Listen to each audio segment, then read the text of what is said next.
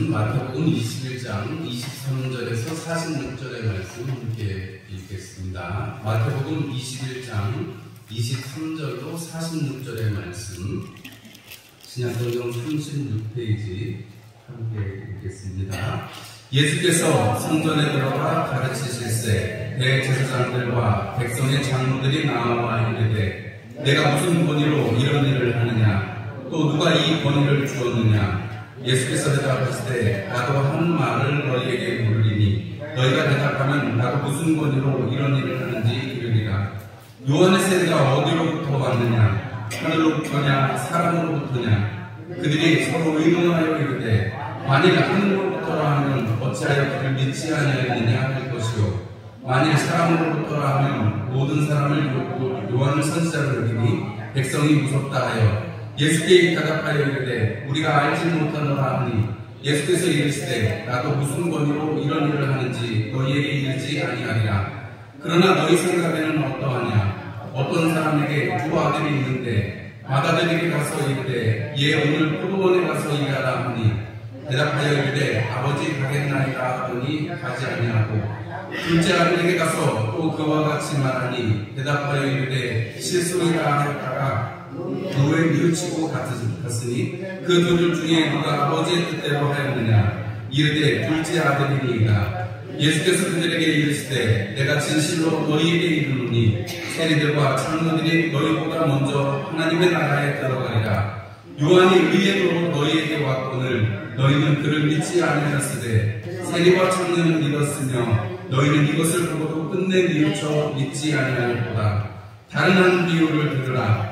한 집주인이 포도원을 만들어 산울타리로 두르고 거기에 집자는 틀을 만들고 망대를 짓고 농부들에게 새로 주고 타국에 갔더니 열매 거둘 때가 가까우매 그 열매를 받으려고 자기 종들을 농부들에게 보내니 농부들이 종들을 잡아 하나는 심히 때리고 하나는 죽이고 하나는 돌로 쳤거늘 다시 다른 종들을 처음보다 많이 보내니 그들에게도 그렇게 하였는지라.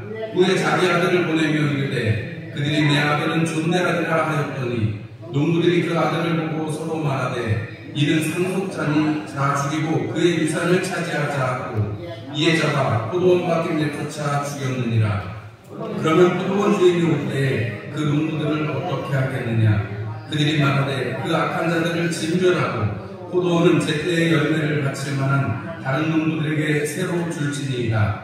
예수께서 이르시되 너희가 성경에 건축자들이 버린 돌이 모퉁이의 머리돌이 되었나니 이것은 주로 말미암아 된 것이요 우리 눈에 기이하도다 함을 읽어본 일이 없느냐.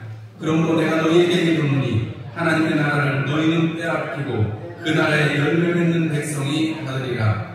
이 돌 위에 떨어지는 자는 깨지겠고 이 돌이 사람 위에 떨어지면 그를 가루로 만들어 흩으리라 하시니 대제사장들과 바리새인들이 예수의 비유를 듣고 자기들을 가리켜 말씀하시는 줄 알고 잡고자 하나 우리를 무서워하니 이는 그들이 예수를 선지자로 알미었더라. 아멘. 우리 오늘 말씀을 듣기에 앞서서 하나님 앞에 소원을 아뢰고 또 말씀을 하나님 앞에 받을 수 있도록 하나님 눈과 귀를 열어주옵소서. 우리 이렇게 함께 하나님 앞에 소망의 기도를 드리는 시간 잠깐 갖도록 하겠습니다.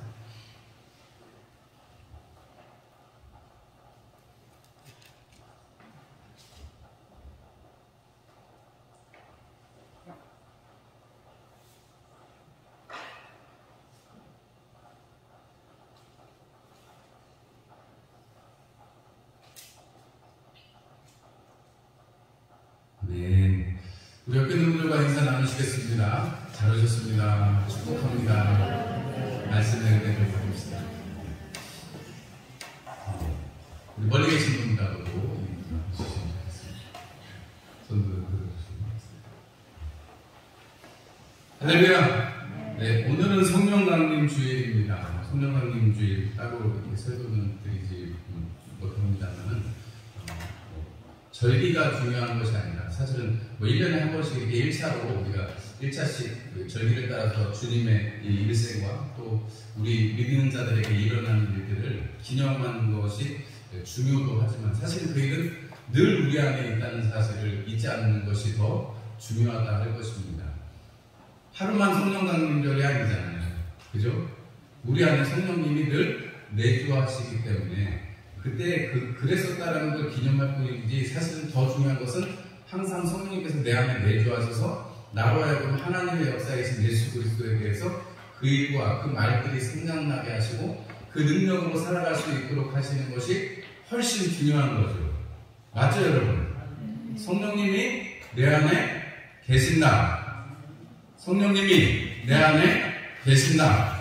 할렐루야. 여러분, 하나님이 우리와 함께 하십니다. 여러분, 그 일이 바로 보혜사 성령을 내가 하나님께로 가고 내가 아버지께로 가고 내가 아버지께로 가는 것이 너희에게 유익하다라고 주님 말씀하셨습니다.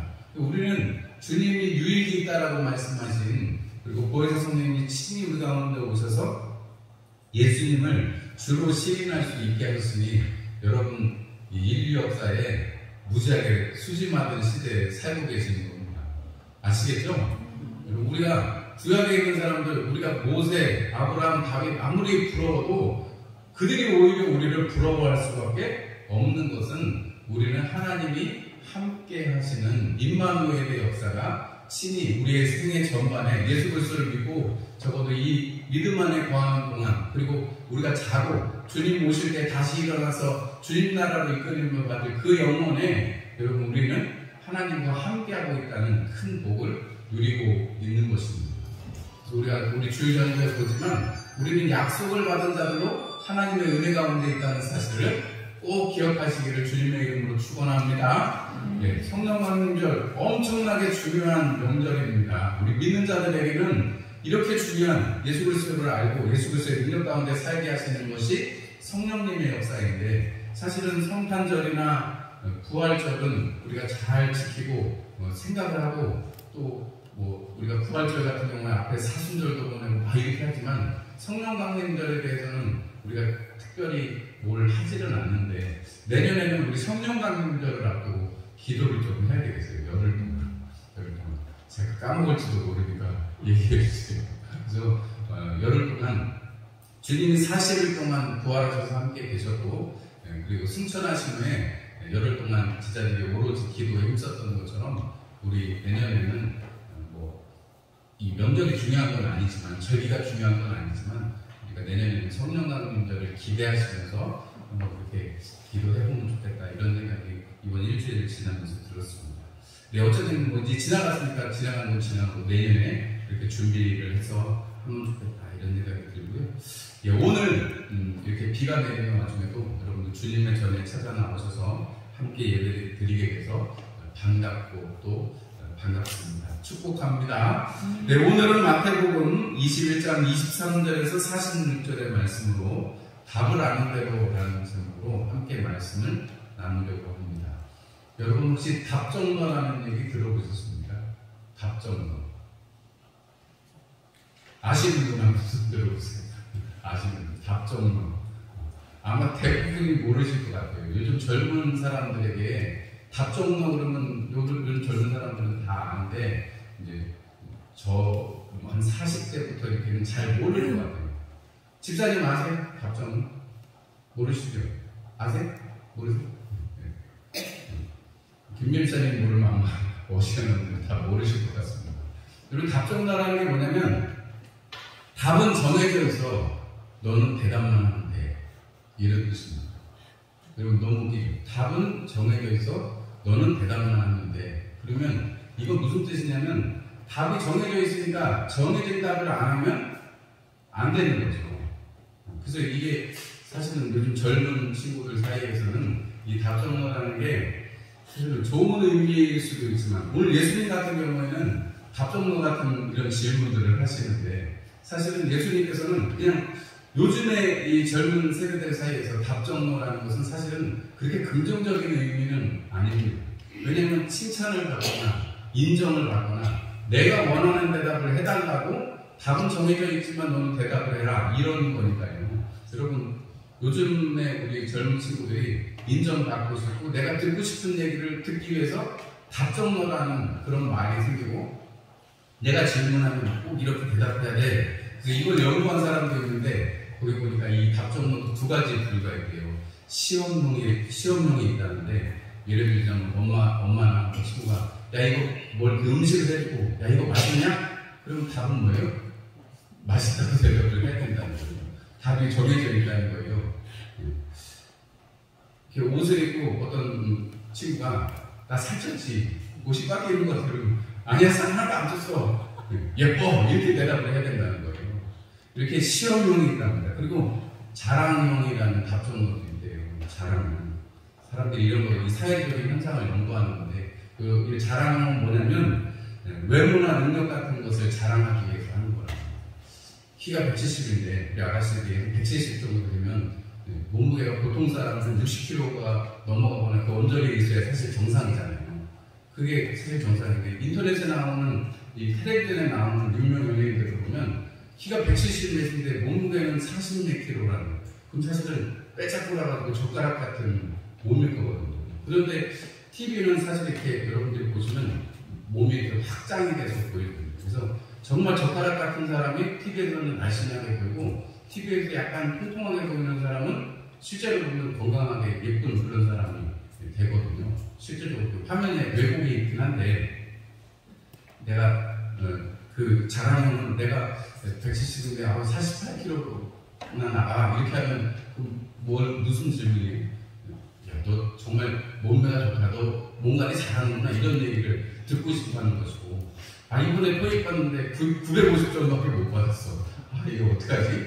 여러분 950점이면 어디 나가서 영어가 이렇게 잘 될 수 있다는 능력인데 이거밖에 못 받았다고 말하는 건 사실 다른 사람들 시험에 빠뜨리는 거죠. 자기는 자랑하고 자기는 인정받기를 원하는 것이지만 여러분 이렇게 답을 정해놓고 그 얘기를 듣고 싶어 한다는 것은 그런 사람들의 마음속에는 인정받고 싶고 또 관심을 받고 싶다는 그런 것에 그 답정너라는 단어가 가지는 의미가 있을 것입니다. 그런데 바로 이 반대의 의미에서 오늘 예수님께서는 답은 정해져 있는데 이 바리새인과 대제사장과 서기관들에게 질문을 하심으로써 예수님께서 지금 예루살렘 성에 들어오셔서 하신 일이 있습니다. 무슨 일을 하셨어요? 성전을 정화하시고 성전을 깨끗하게 하시고 그 다음에 병든 자들을 고치시고 그 다음에 또 뭐 하셨어요? 가르치셨습니다. 여러분 이 세 가지 일을 하면서 예수님께서 그 성전에 계시니까 오늘 대제사장과 백성의 장로들이 그리고 바리새인과 서기관들이 나와서 예수님한테 묻는 거죠. 네가 무슨 권위로 이런 일을 했느냐라고 물으니까 예수님께서 그러면 내가 먼저 한 가지 질문하자. 니네가 이 대답을 해준다면 나도 이 대답을 해주겠다라고 말씀하시는데 여러분 이 얘기들을 잘 여러분 이해를 연결해서 이해를 해보시면 우리가 지난주에 예수님께서 하나님 나라에 들어가는 것 그리고 하나님 나라에서 일어나야 하는 일들이 무엇이라고 말씀하셨어요? 하나님 나라에 어떤 사람이 큰 사람이냐가 중요한 게 아니고 하나님 나라에 들어가는 게 중요하다라고 말씀하셨고 하나님 나라에서는 무슨 일이 일어나야 된다는 거예요? 기도하는 일이 일어난다는 것, 기도하는 일이 일어나야 한다는 것입니다. 할렐루야! 여러분 기도의 삶을 사시는 여러분들이 되시기를 주님의 이름으로 축원합니다. 여러분 기도로서 하나님의 성전으로 지어져 가시는 여러분들이 되시기를 축원합니다. 여러분 예수님께서 이 이야기들을 하셨어요. 그리고 이 대제사장과 장로들과 서기관과 바리새인들에게 이 질문, 세례 요한의 그 세례가 어디로부터 왔는가라는 질문을 하신 것은 바로 그 하나님의 나라에 연관되어져서 하시는 얘기입니다. 예수님께서 질문을 하니까 사람들이 연구를 하고 마음속에 고민이 오잖아요. 이게 만약에 하나님께로부터 왔다 그러면 왜 세례 요한을 따라가고 세례 요한을 믿지 않았느냐 할 것이고 세례 요한의 그 권세가 어디서도 왔는지 사람으로부터라 하면 어떻게 해요? 사람들이 백성들이 요한을 선지자로 하는데 아니 요한이 선지자인데 왜 우리의 선생된 대제사장과 서기관과 바리새인들은 왜 그를 선지자를 받아들이지 않습니까? 백성들을 두려워할까 봐서 나는 모르겠다 이런 대답을 했다는 거예요. 예수님께서 말씀하십니다. 그럼 나도 대답하지 않겠다 하면서 베풀어 주신 비유가 있는데 두 아들의 비유를 말씀하십니다. 첫째는 뭐라고 그랬어요? 얘야 포도원에 가서 일 좀 해라 그랬더니 대답을 어떻게 했어요? 네 라고 하고는 가지 않았습니다. 둘째는 싫어요 했는데 어떻게 했어요? 뉘우치고 갔다는 거예요. 그래서 예수님이 물어보십니다. 누가 아버지의 뜻대로 하였느냐? 답은 정해져 있죠. 여러분, 그 누구도 첫째라고 하지 않을 것입니다. 왜냐하면 포도원에 가서 일을 해야 되는데 이 우리 가족의 기업이잖아요. 포도원은. 포도원에 가서 일을 하지 않으면 소출이 있지 않습니다. 열매가 잘 이루어지지 않습니다. 포도원에 가서 일을 해야 돼요. 일을 해야 되는데 일을 하지 않으니까 일하지 않는 것에 대한 그 큰아들에 대한 여러분 그 죄는 마땅히 가족의 생계를 책임지지 않는 것입니다. 그냥 일하지 않는 것으로 그치는 것이 아니라 그 가족의 기업을 잘 돌보지 않는 그러한 불순한 것이 되는 것입니다. 두 번째 아들은 말로는 내가 안 가겠습니다 하고 얘기했지만 나중에 뉘우치고 갔다는 거예요. 여러분 가서 뭐 했을 것 같아요? 일했겠죠. 아버지가 하라고 한 일을 했을 것입니다. 그 기업을 그 가정에 주어진 그 포도원이라는 기업을 잘 가꾸었다는 것을 우리가 알 수가 있습니다. 예수님께서 말씀하세요. 누가 아버지의 뜻대로 하였느냐? 사람들이 대답합니다. 답이 정해져 있어요. 둘째입니다. 그러니까 예수님이 하시는 말씀이 세리와 창녀들이 너희보다 먼저 하나님의 나라에 들어가리라 이렇게 말씀하시는 거예요. 아니 어지간한 사람들이랑 비교를 해줘야지 기분이 안 나쁘겠죠. 그런데 여러분 지금 예수님 앞에 이 질문했던 사람들은 누구예요? 대제사장과 백성의 장로들입니다. 여러분 그 사람들 앞에다 두고 야, 세리와 창녀들이 너네보다 훨씬 너네들보다 하나님 나라에 먼저 들어갈 거야 라고 말을 하는 것입니다. 여러분 예수님의 이 말씀 속에서 아버지의 뜻대로 하는 것이 어떤 것인지 뉘우쳐서라도 돌아와서 일하는 것 그것을 하나님께서 원하신다는 것입니다. 이스라엘의 역사는 사실은 여러분 계속해서 이 역사 속에 있었던 것을 우리는 압니다. 여러분 가나안 땅에 들어가서도 그 복지에 들어가서도 여러분 처음부터 끝까지 여러분 나라를 이루고도 계속 사사기를 지나서 왕들이 세워져서 왕들이 쭉 나고 올라가고 죽고 올라가고 죽고 하는 그런 왕들의 이 흐름 속에서도 여러분 계속해서 나타나는 것은 하나님의 뜻 가운데 있는 아버지의 뜻대로 행하는 자들의 형통과 또 거기에 불순종하는 왕들의 멸망이 여러분 역사에 기록이 되어 있습니다. 그리고 끝내는 그 불순종의 끝을 달려서 결국은 나라가 북이스라엘도 남유다도 망하여졌고 여러분 그들이 자기들의 나라를 가지지 못하고 여러분 로마의 압제 속에서 계속해서 있었던 그 상황 속에서 이 이스라엘의 이 대제사장과 장로들이 원하는 것은 뭐겠어요? 모든 백성들이 원하는 것은 뭐겠어요? 메시아가 오셔서 회복시켜 주시기를 원하는 거죠. 그러니까 예수님이 그런 많은 기적들을 베푸시고 예수님께서 말씀을 베풀어 주실 때 예수님이 예루살렘에 입성하실 때 어떻게 했어요? 호산나 다윗의 자손. 여러분 다윗의 자손에서 그 일들이 일어날 것이라고 예언되어 있기 때문에 다윗의 자손이신 예수 그리스도께서 그런 희망을 가지고 사람들이 소리쳤단 말입니다. 여러분 그런데 그런 와중에도 예수님이 하시는 일들을 보고 네가 무슨 권위로 이런 일을 하느냐라고 질문하고 있는 대제사장과 서기관들에게 예수님께서는 세례 요한의 그 세례도 받아들이지 않고 지금도 이 일어나는 일들이 하나님 나라의 일이 일어나고 있는데 하나님 나라의 일 깨끗하게 되어지고 거기에서 하나님과 만나고 치유되어지고 가르침이 말씀이 베풀어지는 그 현장인 성전에서 일어나고 있는데 그리고 그것을 깨닫지 못하는 대제사장과 서기관들 하나님을 믿노라 하고 하나님께서 세우신 권위를 가지고 있다고 하는 대제사장과 장로들이 여러분 이 질문 속에서 여러분 얼마나 뜨끔하겠어요. 차라리 세리와 창녀들이 너희들보다 먼저 하나님 나라에 들어가겠다 하는 이 말씀은 여러분 엄청나게 충격적인 거죠. 여러분들이 생각하는 제일 나쁜 사람보다 그 사람이 먼저 천국 가고 나는 못 들어간다고 하면 어떡하겠어요. 사회적인 관념 속에서 세리 로마에 부역해서 자기 백성을 수탈해가는 그 세리들 그리고 자기 몸을 팔아서 생계를 영위하고 하나님이 가장 돌로 쳐서 죽이라고 하신 그 창녀들 몸을 파는 창녀들보다 우리가 천국에 못 들어간다는 게 말도 안 되는 얘기잖아요. 여러분 그런데 예수님은 그렇게 친히 말씀하고 계십니다. 왜냐하면 세례 요한이 베풀었던 세례가 뭐예요? 회개의 세례입니다. 하나님께로 돌아와서 하나님 나라가 가까웠으니까 하나님께로 돌아오라는 거죠. 여러분 둘째 아들이 돌이켰던 것처럼 하나님 나라에 돌이켜서 하나님 나라에서 일을 하라고 말씀을 하시는 것입니다. 예수님께서 한 비유를 더 베풀어 주십니다. 다시 한 비유를 들어보아라 하시면서 포도원 주인하고 불충한 농부들의 비유를 베풀어 주십니다. 포도원을 여러분 여기 보니까 이렇게 비유하고 있습니다. 한 집주인이 포도원을 만들어서 산울타리로 두르고 거기에 집자는 틀을 만들고 망대를 짓고 농부들에게 새로 주고 탕을 갔다 이렇게 말씀하고 있습니다. 여러분 포도원 주인이 이 포도원을 만드는데 얼마나 수고를 하고 모든 것을 구비를 해놓고 갔는지 한번 보세요. 포도원을 만들었죠. 산울타리를 둘러서 짐승들이 들어오지 못하도록 울타리를 만들었죠. 그리고 열매를 거두면 포도주를 만들 수 있도록 포도주 짜는 틀까지 만들어서 놓았습니다. 그리고 망대까지 지어서 백성들이 거기 농부들이 거기서 지키고 할 수 있도록 망대까지 모든 것이 완비되어진 현장이 이 포도원이라는 거예요. 여러분 가나안 복지에 하나님께서 이스라엘 왕국을 세워주신 것은 하나님께서 아브라함에게 약속하신 그것들을 이루셨던 완벽한 현장이었습니다. 그런데 하나님 앞에 순종하지 못하였을 때 그들이 아까 말씀드렸던 것처럼 하나님 앞에 순종할 때는 복을 받고 은혜를 누리는 현장이 있었다면 불순종할 때 그들이 점점점 사그러들고 결국에는 허물어지는 그런 일들을 보게 되는 것이죠. 그런데 그 포도원을 새를 주고 갔다는 거예요.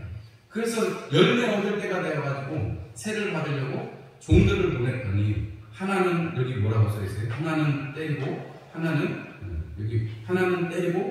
죽이고 하나는 돌로 쳤다 이렇게 기록하고 있습니다. 세 사람을 아마 보내는 것 같은데 첫 번째는 그 세 사람을 그렇게 하였고 그 다음에 다시 다른 놈들을 처음보다 많이 보냈는데 또 그렇게 했다는 거예요. 죽이고 때리고 돌로 쳤다는 거예요.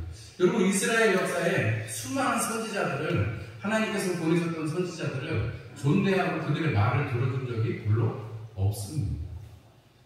그들의 말을 설피 여기고 너만 하나님 앞에 말씀을 받느냐 하면서 뺨을 때리고 수치를 줬던 일도 숱합니다. 여러분 이렇게 해서 예수님의 비유 속에서 그 포도원 주인은 아들을 보내기로 결심합니다. 내 아들은 존대하리라. 37절에 보니까 내 아들은 존대하리라 하는데 여러분 그 포도원 농부들이 어떻게 했냐면 쫓아내고 죽였다라고 성경에 39절의 마지막에 기록이 되어 있습니다. 그리고 예수님께서 질문하십니다. 그 주인이 다시 오면 그 농부들을 어떻게 하겠느냐라고 물어보십니다. 여러분 그럼 답은 뭐예요? 정해져 있죠. 왜냐하면 그 주인이 보낸 종들을 죽였고 그 아들까지도 죽였으니까 여러분 이 농부들 새로 받았던 이 농부들은 어떤 사람들이에요? 반역한 자들이죠.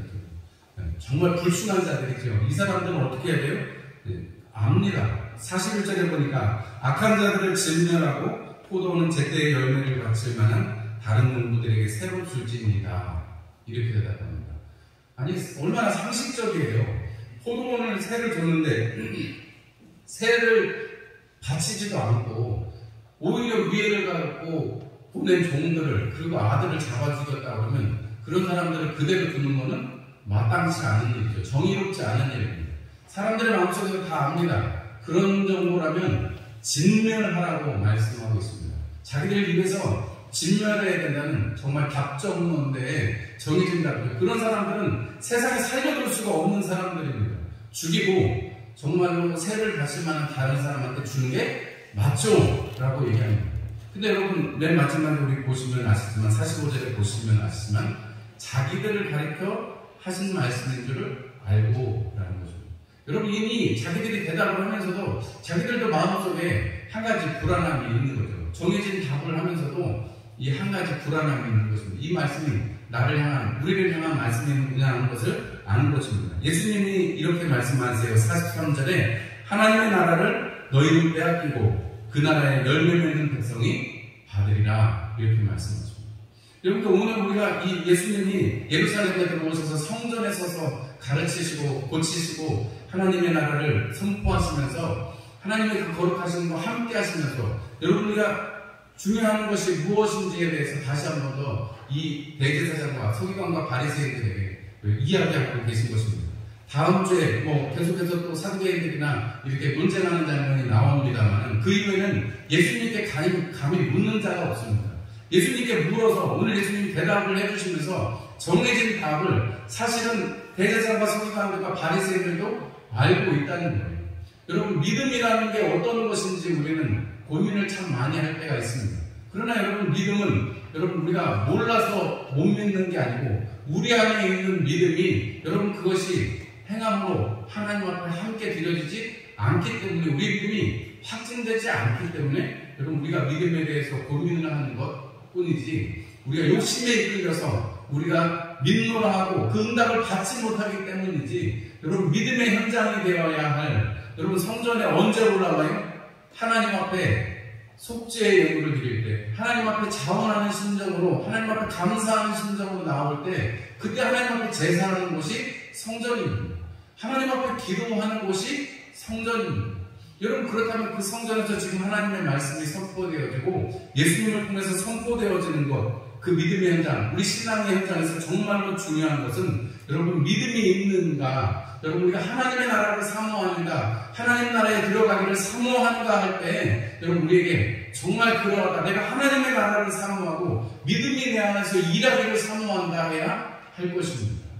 여러분 우리가 오늘 성령 강림절을 맞아서 여러분 안에 내주하시는 성령님으로 말미암아서 주님이 말씀하시는 바 너희는 나보다 더 큰 일도 하리라는 그 말씀이 여러분의 것이 되시기를 주님의 이름으로 축원합니다.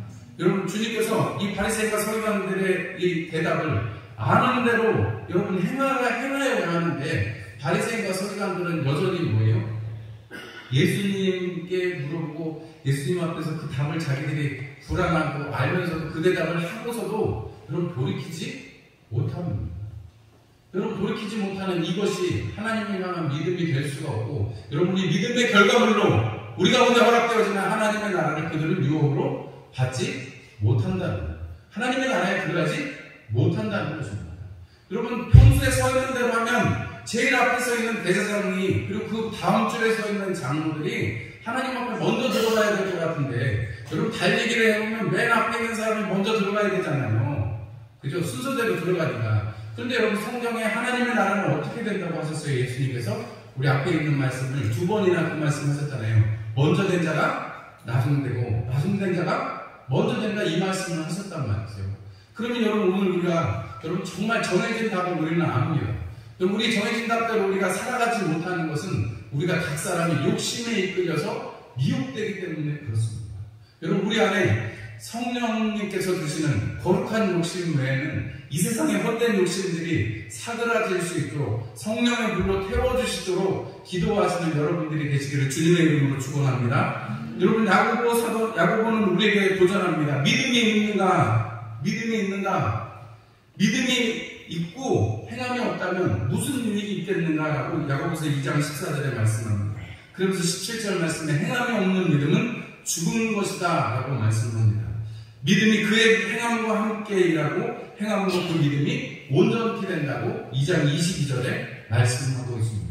여러분 우리가 믿음으로 살아간다는 것, 성령님의 은혜로 살아간다는 것은 그 인도함을 받아서 그대로 여러분 살아가는 것을 의미하는 것이겠죠. 여러분 성령님께서 화내는 걸 좋아하실까요? 웃는 걸 좋아하실까요? 웃는 걸 좋아하시겠죠. 여러분 우리가 울어도 하나님의 나라를 위해서 우리 주변에 아픈 사람들을 위해서 웃는 걸 좋아하실까요? 내 신세에 한탄하느라고 웃는 걸 좋아하실까요? 여러분 답이 정해져 있습니다.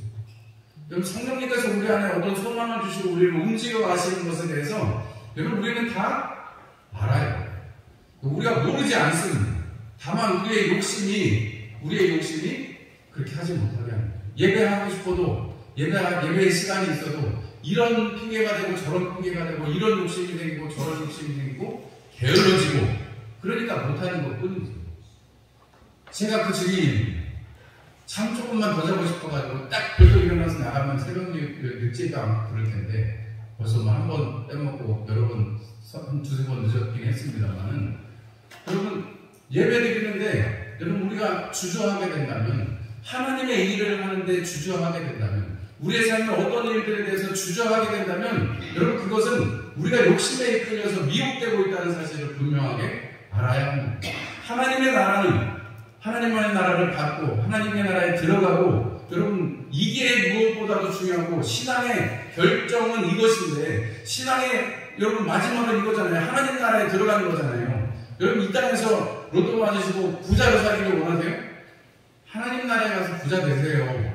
여러분 하나님 나라에 가서 하나님과 함께 여러분 하나님 나라에서는 뭐 그 모자 앞에만 1등석이 아니고 여러분 하나님의 그 나라에 들어가는 순간에 하나님의 그 온전한 충만하신 영광으로 다 1등석입니다.